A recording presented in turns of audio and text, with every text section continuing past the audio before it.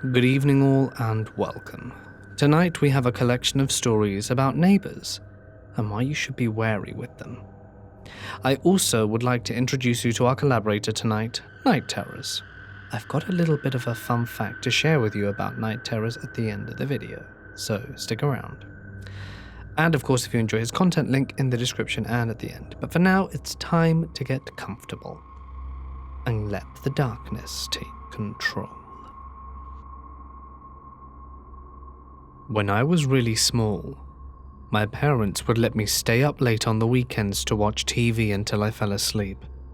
I really loved these times, and I would stay up later than anyone else, just because I could. One night I was almost asleep on the couch when I heard a noise on our front porch. It was the sound of our old-fashioned porch swing moving back and forth.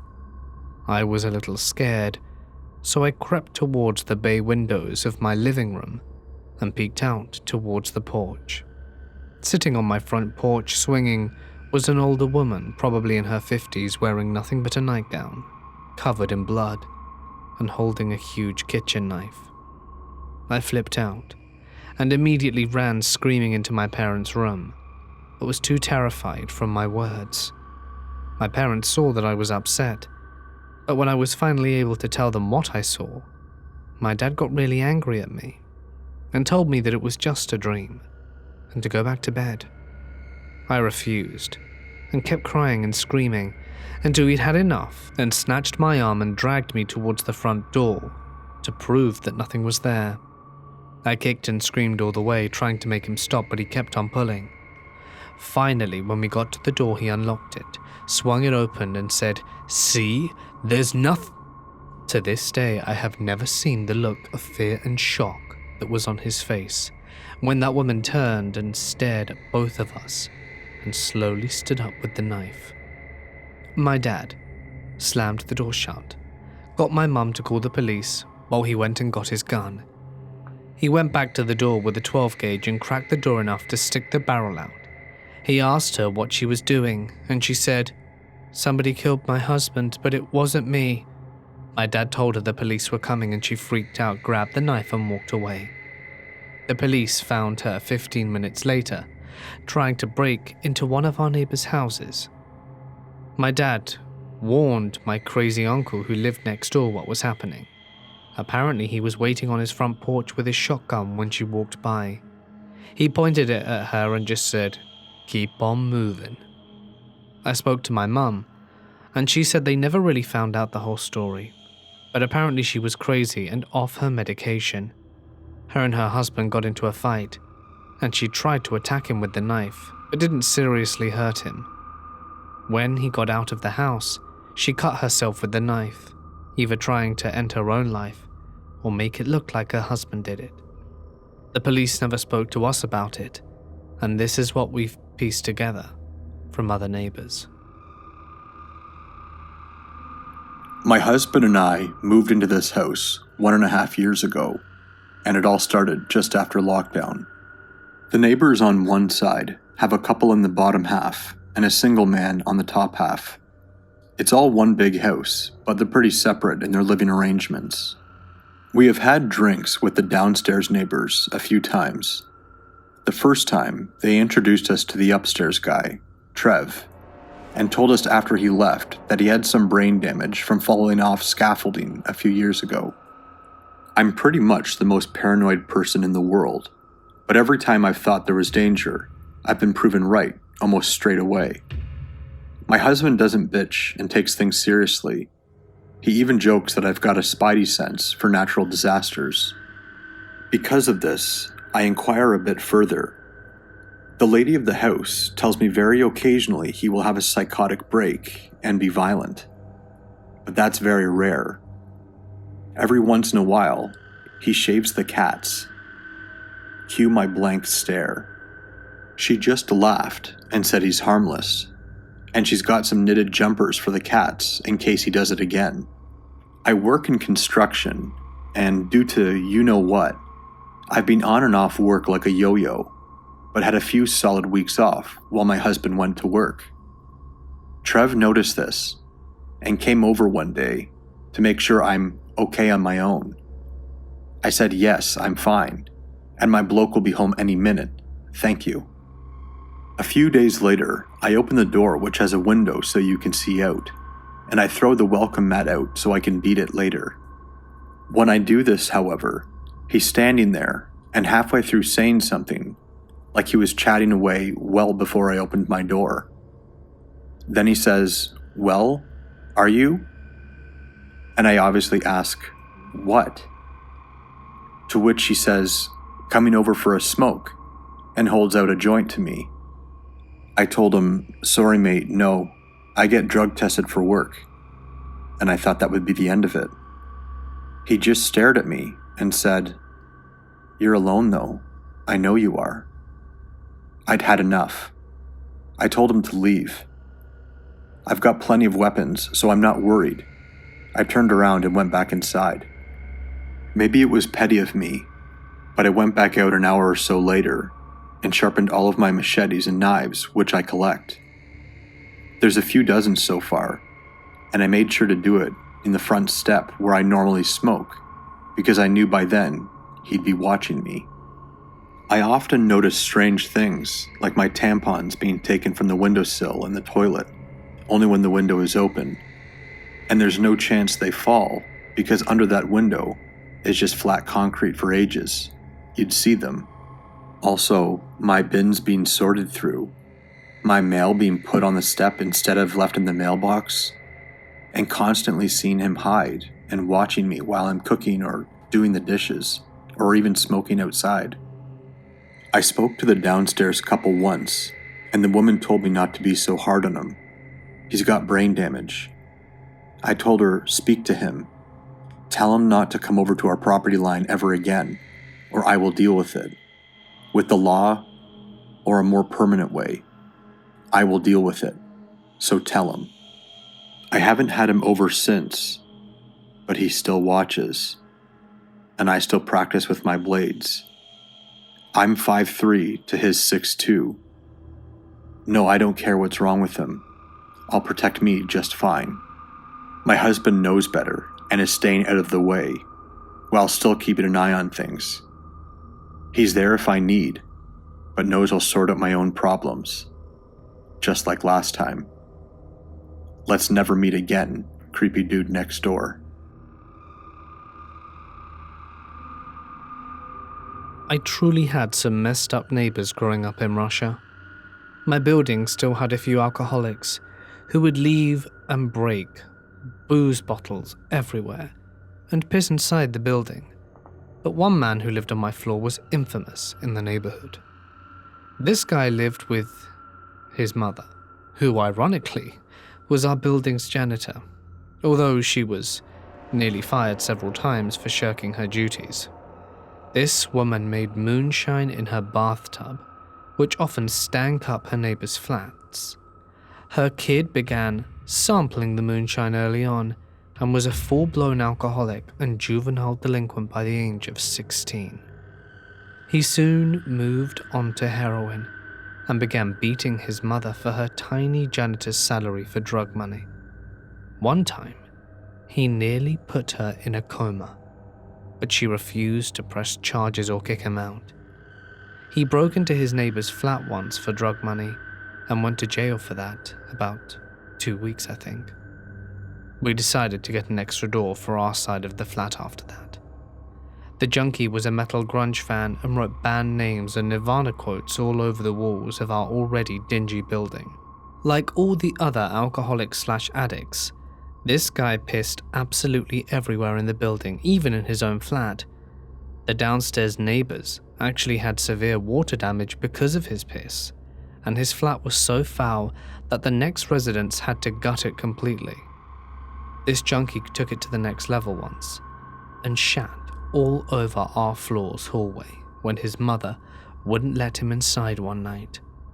My grandma and the building's other residents demanded for years that this individual be removed from the building to no avail. His own mother, whom he physically abused, defended her precious son at every turn and refused to kick him out or even to send him to rehab. Eventually they fell behind on their utilities, and had to relocate to a smaller flat elsewhere in town. They lived there for maybe a year, until, rumor has it, the junkie killed his mother.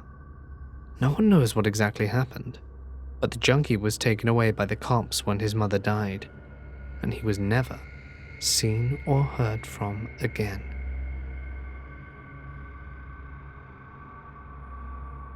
This happened a few years ago, but still freaks me out when I think about how differently it could have turned out.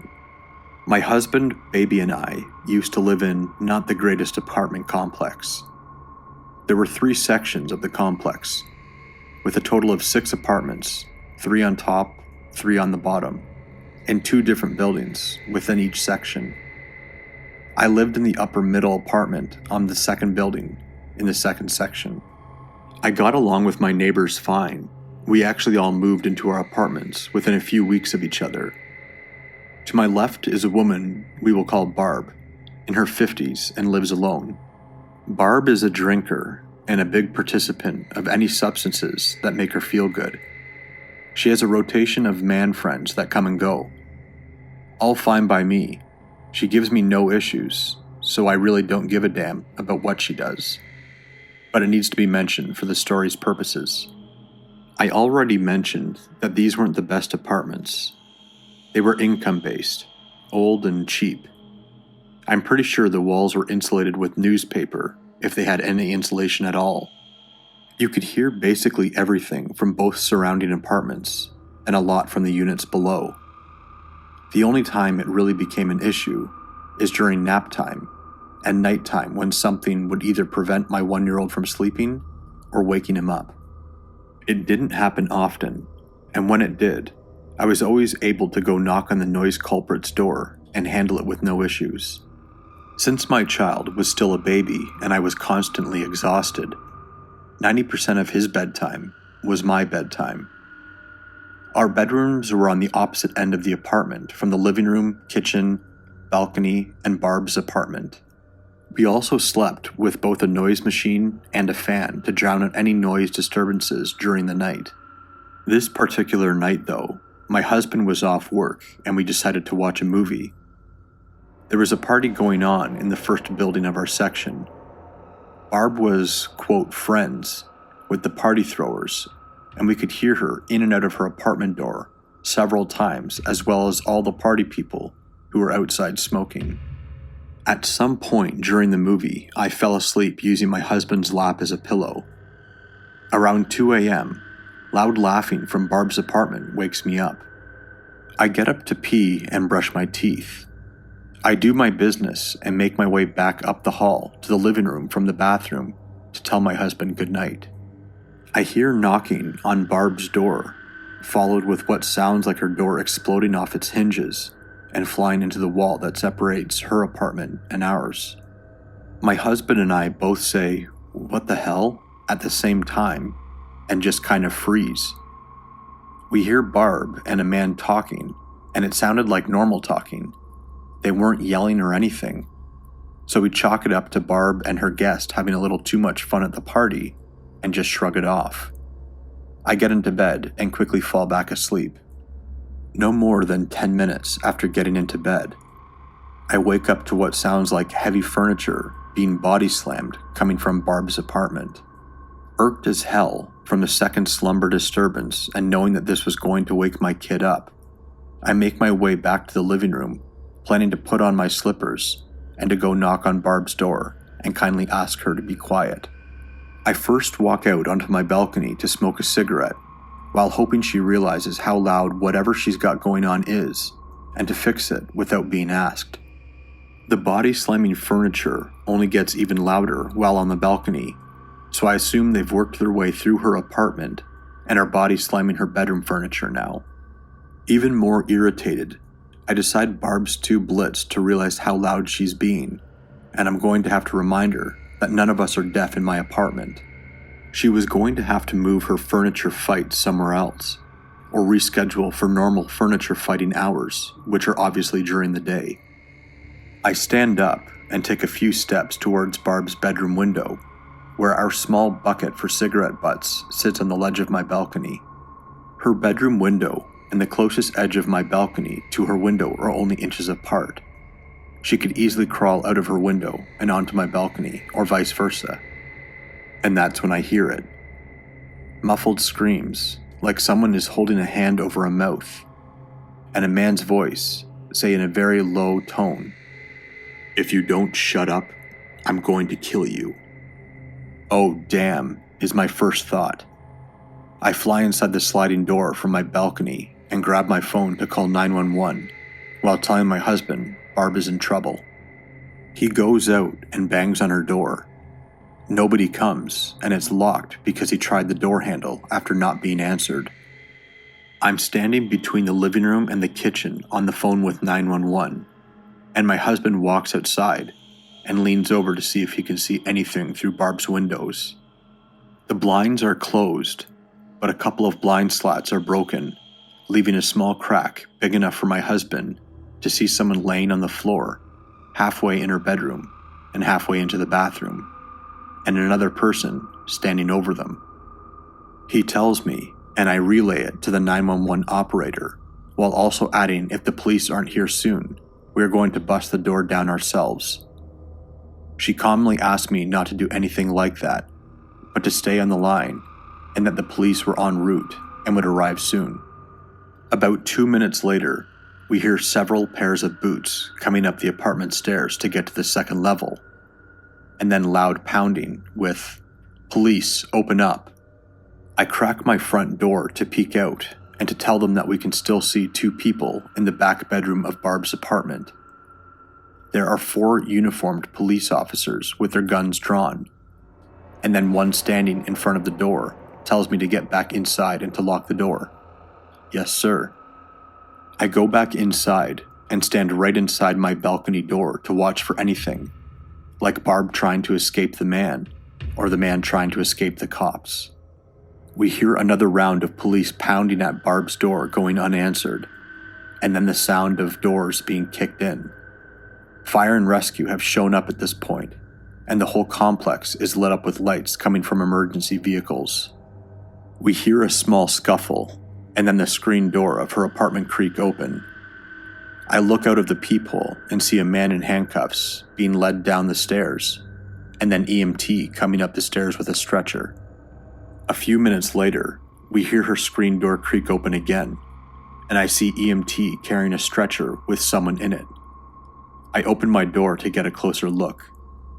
Barb is unconscious and in bad shape. Her face and her head are bloody and swelling.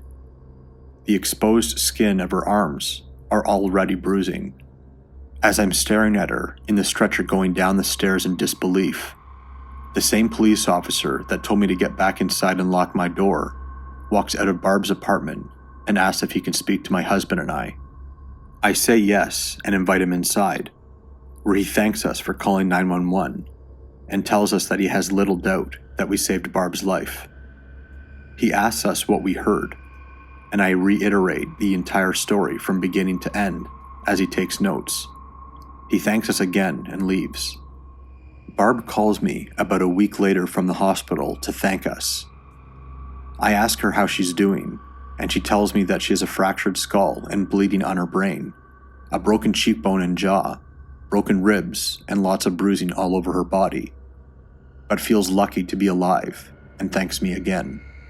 She also tells me the man is someone that she's known for several years, that he had showed up to the party right before she went home to her own apartment and was mad that she didn't want to sleep with him, and even madder that she had been super flirty with a person of color at the party. Several months later, the ADA prosecuting the man calls me and asks me to tell her everything from that night. So I tell her from start to finish too. She then asks if I would be willing to testify in court, and I tell her whatever she needs to lock that animal up. A couple of weeks after that, I come home and have a summons on my door to be a witness in the case, but the court date listed has already passed. I call the ADA back and explain, both worried about how me not testifying would hurt the case in putting him away, and also if I had a warrant out for my arrest for no showing. She tells me that the date was wrong, but that I'm also not needed. I catch up with Barb a few weeks after that, and she tells me that my recorded call to 911 was used during court, and that the guy got 15 years in prison.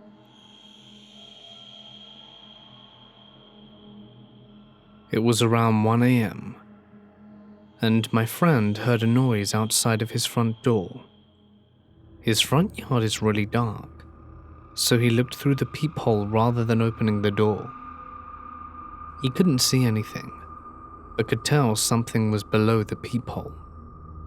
He decided to open the door slowly, and as soon as he did, an older lady whose face was covered in blood and only wearing a t-shirt, no underwear or pants, tried to run into his house. He slammed the door on her and called the cops. While waiting for the cops, he kept looking out the little hole on the door, and every so often she would scurry back and forth on his lawn. I wasn't there, but I picture it like the alien at the birthday party in Signs. So the cops finally show up and detain the woman, and they get to the bottom of the story. Turns out the woman was his neighbor, and she was extremely drunk. She'd been drinking and locked herself out of her house and tried to get back in by breaking the windows with her face/hands. Side note, the neighbor no longer calls the cops when my friend has parties. When I was 25, there was a short time I was staying at my aunt's.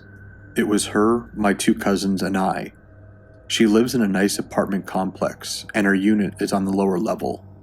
Her living room has a lot of windows that she keeps open for fresh air and for her cats to people watch. Her unit happens to be on the corner, near a grassy courtyard path. When I had first moved in, I noticed a man who gave me an off vibe. My cousins and aunt said he lived upstairs and 2 units over. He was recovering from hard drugs that permanently messed him up. His parents paid for him to stay there, as they didn't want him with them. They also said, other than hearing him mumble and say weird things, no one ever had an issue. My aunt works nights and leaves at 3 a.m. My younger cousin works nights and leaves at 2. That usually left my same-aged cousin and I, the only 2 there until we left for work around 8. Just for context, it is a very open living room to dining room plan. My aunt always has people staying over, so she has a second couch in the dining room in place of a table. This is where I slept. She stayed on the one in the living room. My aunt has also never been one to lock her doors. Until this incident. One night, I'm on my phone trying to sleep at about 1 a.m. and hear a man yelling.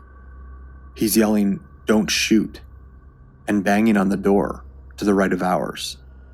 2 male college students live there and just told him that he had the wrong apartment and had to leave. He says sorry and walks off. I am looking through the kitchen window, which is in direct line of sight from my couch bed, and notice it's the weird neighbor who sees me and grins. He then walks back to his home.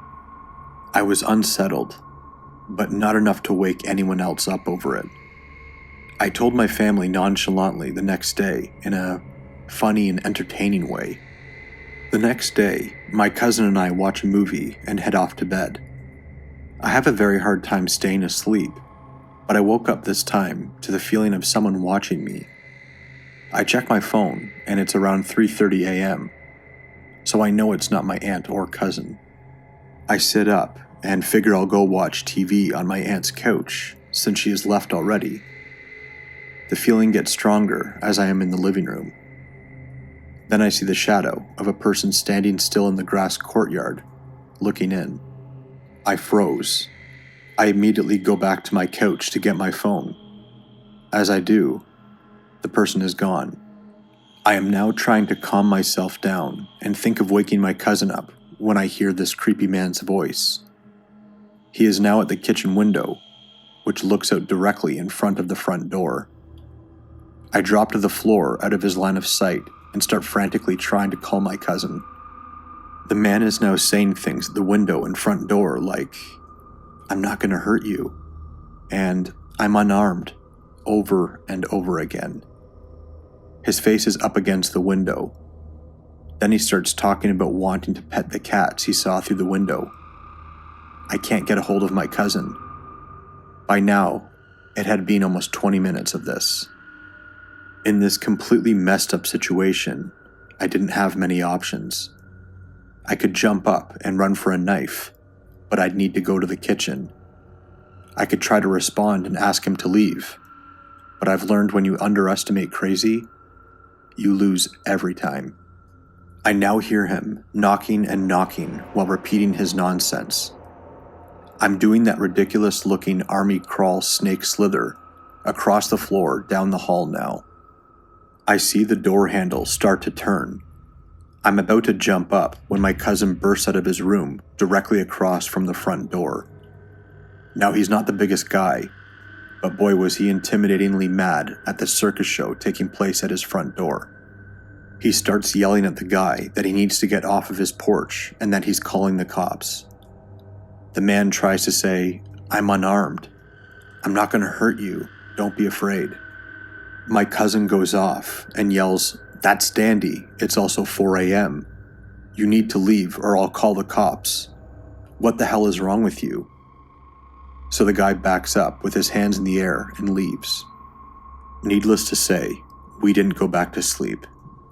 My aunt was called, who called the apartment manager.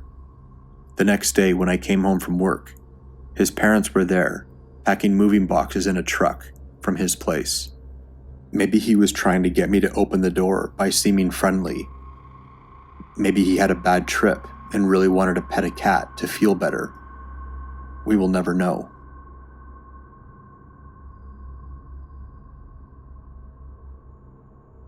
My mum had this neighbour who pretended to be weak from cancer/chemo, so her landlords couldn't get mad at her when trash bins were full and the lawn was filthy. She even went as far as shaving her head and fake a limp, got a cane and everything. Mum baked some cookies and offered to take care of her bins and lawn. The neighbour then spills about her scam. My mum, now enlightened about my neighbour, the fault in our stars, bullcrap, and tired of the trash blowing into our yard, called the landlord. The neighbour wasn't happy and would blast music at ungodly hours of the night to get back at my mum. Mum would get frustrated because she worked late and left early, filed a noise complaint to the police arrive, and neighbour claims my mum, an old little Asian lady, punched her in the chest. Neighbour wants her arrested. Mum shows cops our security cam footage, no mum punching, but instead finds the crazy neighbour kicking her 9-year-old daughter out in the middle of the night. The 9-year-old is banging on her door, and my mum comes out to check on the noise and tries to bring the hysterical girl inside at 2 a.m. The neighbour comes out and sprays her with the hose. The neighbour was taken away, and the daughter was sent to live with her father. Some neighbours are the worst. I'm a female in my early 20s. I moved out on my own for the first time about 2 years ago. I haven't had much to do with any of my neighbors, and I've always been slightly uneasy due to the fact that no one around here is looking out for me. If anything seems off, no one would notice or do any investigating to make sure I'm all right. Last year, I noticed a man constantly walking his dog in the grass area behind my home. This isn't unusual to see. It's a common area for residences here. His dog is super cute, and my cat liked to play with him through the glass door out back. They would just chase each other back and forth and put their paws up on the glass and such. Real cute stuff. Well, one day, I was outside and his dog came running up to my porch with glee to get pets and to say hi to his kitty friend. This was the first time I actually spoke to this neighbor. We'll call him Mark. So Mark seemed decent enough, and we got along just fine. We started hanging out pretty often in a short time period, because I'm a smoker and he was letting his dog out all the time. It was summer, so we ran into each other quite often, and would spend an hour or more after work most days just talking. This lasted for a couple of weeks. I gave him my cell phone number and was happy to have a friend in my complex. I will say, he was very clearly interested in either having a romantic relationship with me or at least being friends with benefits. He said this quite a lot. I was very honest with him that I wasn't interested in either at all, and had to tell him this quite often. Frankly, I was getting rather irritated that this came up several times, every time we spoke. He rather quickly was trying to get me in his house, from the first time we talked until the last. He offered multiple times every time I saw him. I always said no, and blamed it on me being COVID cautious. He quickly got tired of that excuse and invited himself into my home. I always said no. One day, he came out while I was smoking with a bottle of wine and a couple of glasses, saying I had to try this stuff because it was delicious. I instantly noticed that the seal was broken. It was a screw cap bottle, but didn't seem like anything was drank. The bottle was filled to the brim, which I also thought was a little odd because usually wine isn't filled to the tippy top like that. So he pours a couple of glasses and doesn't drop a beat in telling me to take a drink. I felt very uncomfortable, but didn't want him to feel like he was being accused of anything when he was just trying to be a nice, friendly neighbor. After all, he poured himself a glass of the very same stuff, right? Well, my mom still raised me better than that, so I totally faked a sip and said it was good. After any sentence either of us said, he would again tell me to take a drink. I told him I don't really drink, so I'm pacing myself, but did say that I noticed he hadn't drank any, and to please go ahead. He didn't reach for his glass right away, but in the middle of speaking, he reached for his cup and knocked it over, spilling the wine into the grass. He brushed it off rather quickly and told me it was my turn to drink now. I said, "But you still haven't drank anything. You spilled your drink. Pour yourself another glass. I don't want to drink alone." So he did, but he still didn't drink anything. He did tell me a few moments later to drink mine. I told him that he needs to catch up, and we basically just kept doing that in circles. He reached for his glass again, and guess what? He spilled it. Wine is all in the grass now. Then he told me to drink. At this point, I'm done. There's too many red flags screaming at me to get the hell out. I'm honest with him that this seemed really sketchy, and I didn't trust the drink because he's refusing to drink himself, but is way too eager for me to drink mine. He told me he was just clumsy and taking it slow because he doesn't drink a lot, but he has seen me have friends over, taking shots and drinking beers and wine, so he knows I'll handle it better than him. Yet another red flag is raised. So he's been watching me. I think it's important to mention that our apartment complex is huge. He used to work here and knows the maintenance crew, and he doesn't live particularly near me. He is about half a block away from me and cannot see my windows or yard from where he lives, and has a few different common area yards closer to him that he could use for his dog.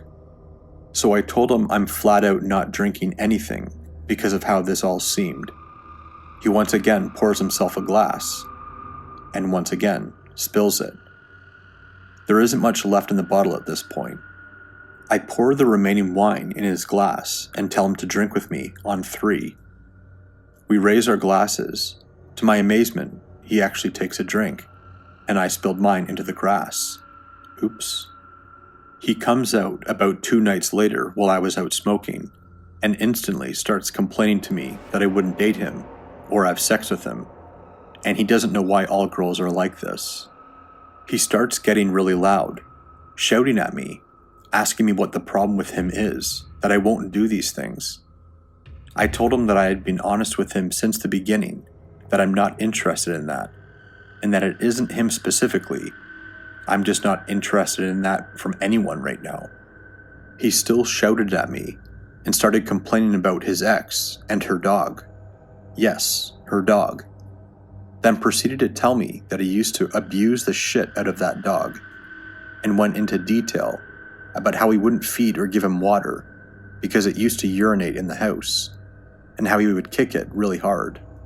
I'm horrified at this point, especially considering this entire time he's telling me this, he's playing fetch with this little dog. His dog always seemed scared of him, and I had even pointed that out in the past. He said that his dog's previous owners were abusive, so he was just very scared and distrusting. The dog was always very excited to see me though, and would cuddle up with me and stay by me, so I always thought it was extra special. But with that knowledge, I just think the poor guy is currently in an abusive household. I was so done with this guy that I just had to cut him off and said I needed to go because my friends were waiting on me. He has sent me several messages of gibberish when he is outside. He will just blow my phone up with random messages that I could never decipher. It will just keep going. He has also texted me telling me that he knows I'm home because he has seen me walking around, or that he sees my car in the lot. He will throw his dog's toys on my porch, I think trying to get my attention to come out because of the cute dog. He will just stand outside of my porch for hours. It's all cold and rainy and snowy these days, so it's even creepier. I think in his mind, because I'm a smoker, I'll come out eventually. Silly him though, because I just go out front when I see him outside. He said several things to me before the whole wine fiasco went down that were also red flags. I figured it might be a language or cultural difference though, because English is the third language he has learned, and America is the third country he has lived in. I guess the moral of this story is to just trust your gut. He still is bothering me, and like I had said, we only spoke and hung out for a few weeks in the summer of 2020. My last message from him was last night. He asked me what he had done wrong, and if I felt disrespected in any way. I have not spoken to him since he screamed at me for not sleeping with him, coupled with admitting horrible animal abuse. I thought about answering his text with the brutal truth about how twisted and creepy he presented himself as, and how uncomfortable he made me feel. But I don't want to give him any ideas on how he should improve. Stay smart, folks. Don't drink things people try to give you if the seal is broken. He was definitely trying to drug me.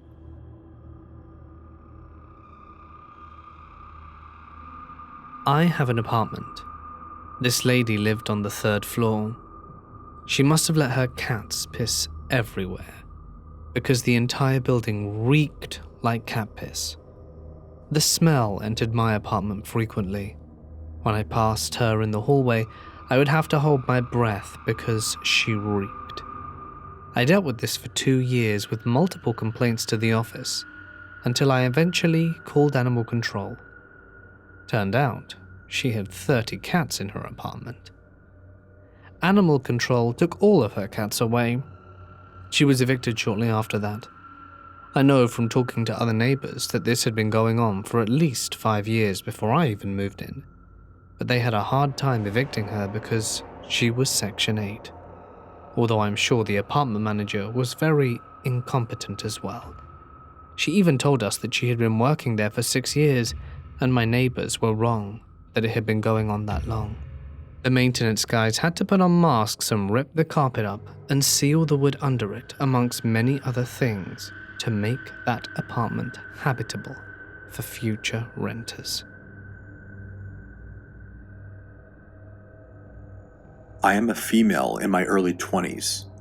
I have filed a police report and have already told the story to those close to me, but I feel like venting about my piece of shit ex-housemate to make me feel a little better. Kareem is somewhat close to his name, so I'll use that. Now, I'm not very good at reading people, unlike my landlord. When I first met Kareem, he seemed polite enough. He was super tidy, filled the house with amazing smelling cooking, and best of all, he stayed out of my way. I'm kind of a loner, and stay holed up in my room with the company of my gerbils to quietly study and play Minecraft. We didn't cross paths often when the school year started in September. He was the replacement for my housemate. It's a 3-bedroom apartment, and I'd been living with another girl, Nellie, for a year already. She was pretty absent from the house, as she was almost always at her boyfriend's place. The third housemate had already moved out. Early on, he was honest about some elements of his past that I should have taken as a warning, but took them as him being honest. I had asked him, during the mini interviewing process that Nellie and I were holding for potential tenants, if he was 420 friendly. He was, but as it turned out, he was a little too friendly. A couple years ago, he'd been arrested for illegal possession of marijuana and sent back to his home country of Turkey for a year before being allowed to come back into Canada to continue his studies. I don't know how this kind of stuff works, to be honest, but that's what he told us. I try not to be a judgmental person, since he made it seem like it was a thing of the past. This was not the case. One of the first things I had noticed in September was that he smoked almost constantly. Not to the point of missing classes, but the whole house would stink up multiple times a week in the evening. Normally, I wouldn't mind a little smoke, but any stoner will tell you that each strain is different, and for whatever reason, his weed caused me to have very severe panic attacks. Around late October, I got sick of his shit and told him how to figure out how to contain it to his room. He said that joints are hard to contain and that he needed a bong. I ended up letting him borrow mine. About 2 weeks later, in November, Kareem said that he had broken the down stem, but that he'd replace it. Within a few days, he did replace it, but it was the wrong size. Maybe it was a bit bitchy of me, but I told him to buy me the right size. He refused. He said it was too expensive.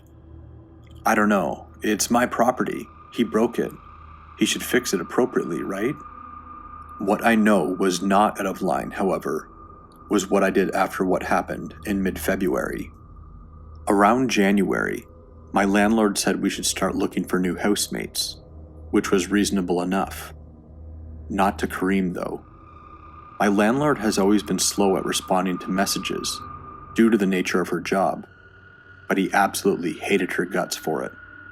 He called her awful things and every name under the sun behind her back, which made me feel weird considering I'd been her tenant for almost 3 years now, and we were on great terms.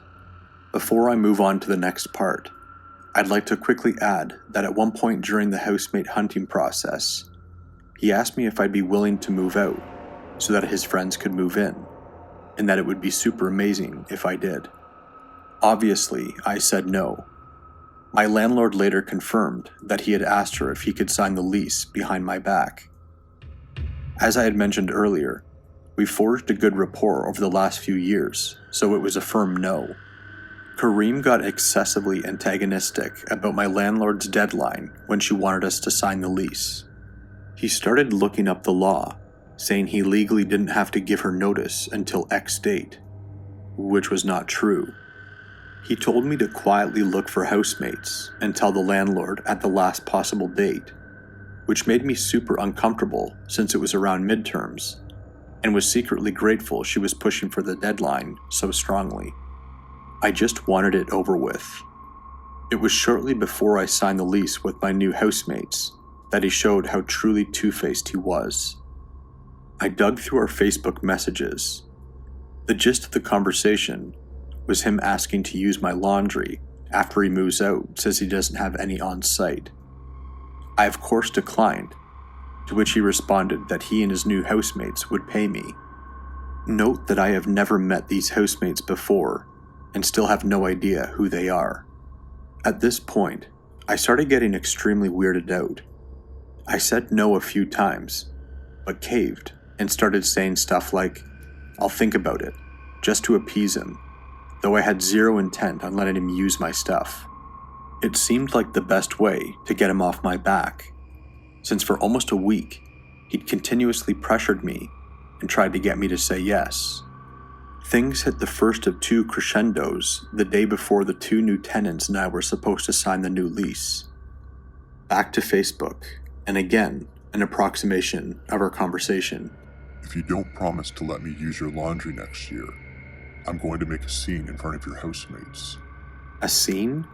When they come sign the lease with her, I'm going to tell them how awful our landlord is, that she doesn't care about us, and is terrible at replying to our messages. If you let me use your laundry, I'll wait until they leave to tell her face to face. In other words, he was going to make my new housemates question my judgment and make them think I was a bad person. Why else would he go off in front of them and my landlord and tell them that she was a horrible and nasty person? He later claimed these messages were, in quotes, a joke, to which I messaged back asking where the punchline was, because I didn't see it. I felt like a badass saying that, I'm not gonna lie, especially since he never got around to explaining this supposed joke. At this point, I had a bit of a breakdown. I called my landlord that night when Kareem had left the house for a few hours, just to let her know what had happened, what he planned on doing the next day, and even sending her the screenshots of our Facebook messages. I told her I couldn't let her and my new housemates come over in good conscience. Call me a snitch, I don't care. This guy does martial arts 3 times a week. Despite being shorter than me, he could definitely send me through drywall if he felt like it. I felt threatened, and I didn't know what to do if he found out that I told her and was the reason signing the lease was rescheduled to a different time and location. She believed me, especially when she read all the messages. Full context, nothing conveniently cropped. She even saw the parts where I was playing along and calling her a bitch too. That's when she told me that she had seen straight through his act while he was signing the lease. Apparently, he spent half an hour reading, then rereading our lease, which is abnormal, then asking weird questions and being rude to her. After years of being a landlord, she could clearly see that he's the type of macho guy that likes to control women, but gave me the benefit of the doubt. Not to get political, but even as an anti-feminist, I'm inclined to agree, especially looking in hindsight at how he's treated the women, me, my landlord, Nellie, versus the men, Nellie's boyfriend and my male friends.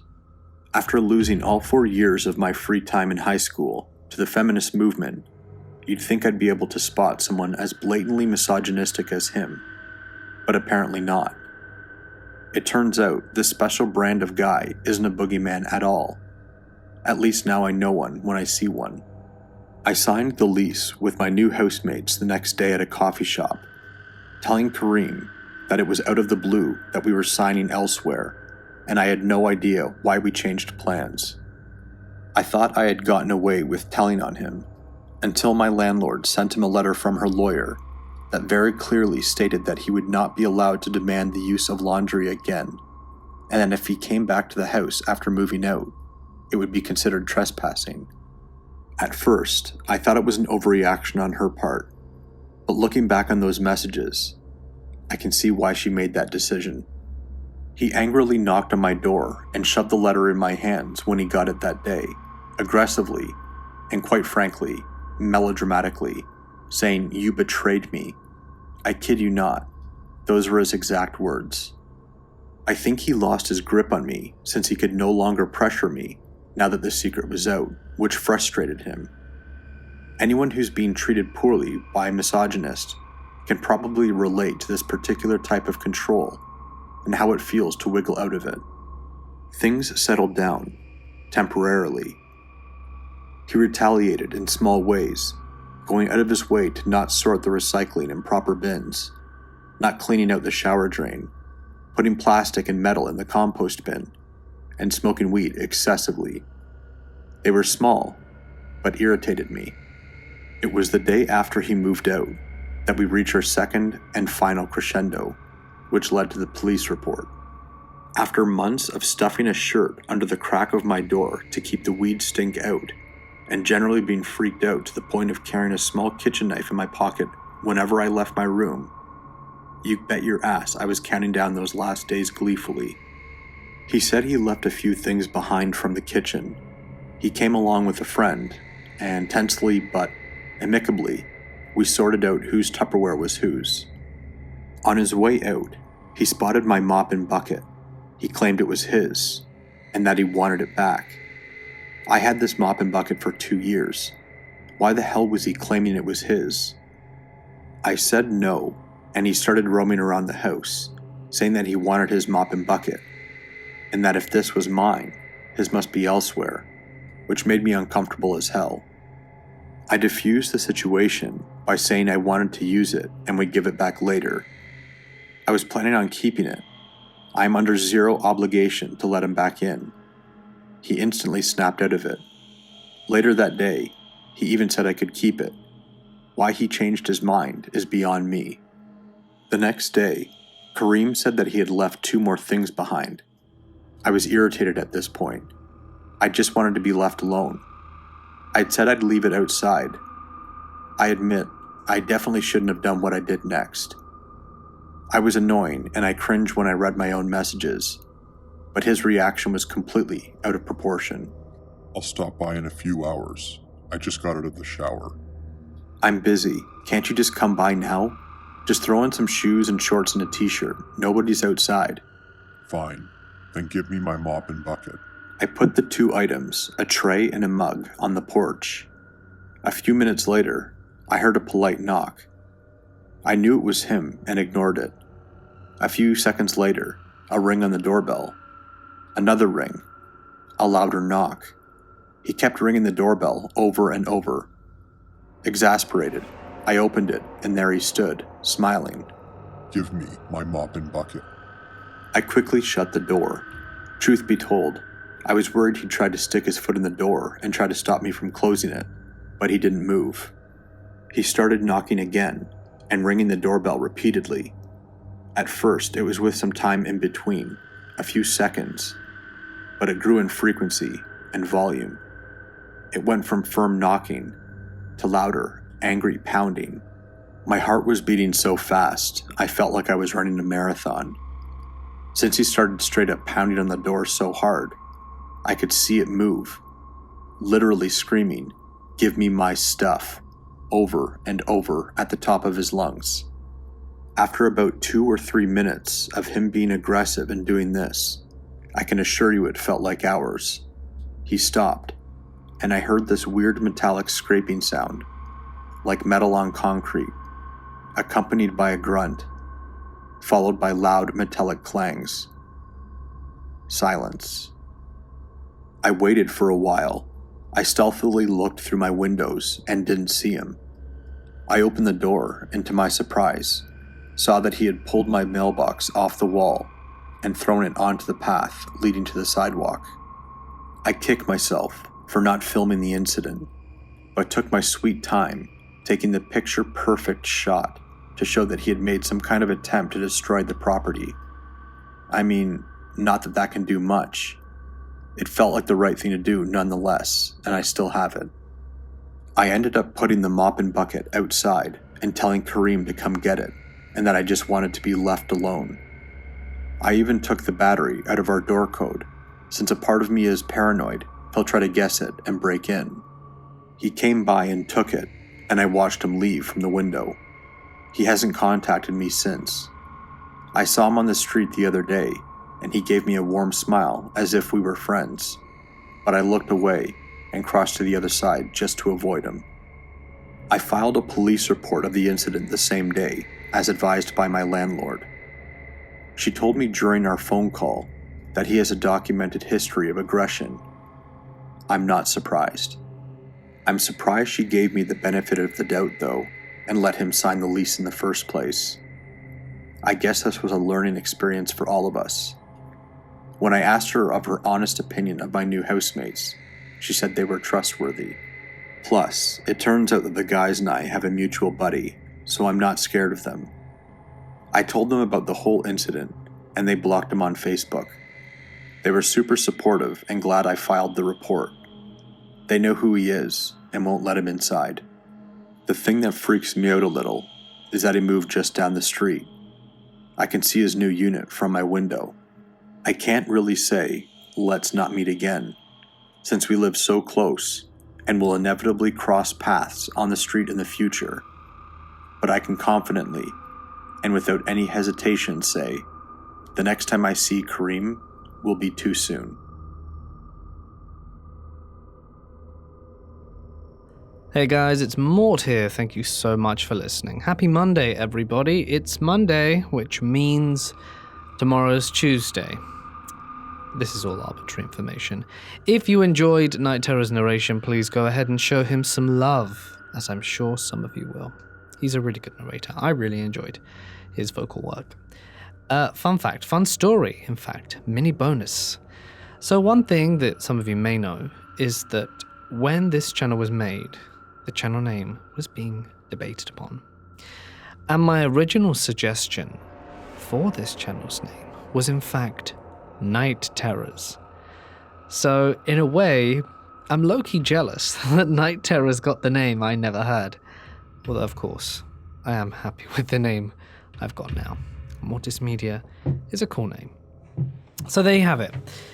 I could have been Night Terrors myself. Who knows what this Night Terrors would have been called instead? Night Terrors 2 or something completely different. If things had gone differently that day. In any case, like I said, thank you Night Terrors for joining in tonight. If you enjoyed tonight's video, please be sure to leave a like. New videos 4 times a week, so just, press the bell for good measure, and don't swipe away when I post, and all the important stuff that I'm sure you won't do. Alright then, the link to his channel is on screen. Final thanks to my members and patrons, and if you want to help support the channel, there are new links in the description. Also to my Ko-fi, to, buy me, help me get channel things and donuts and stuff. Alright guys, stay awesome, and I'll see you in the next one on Wednesday.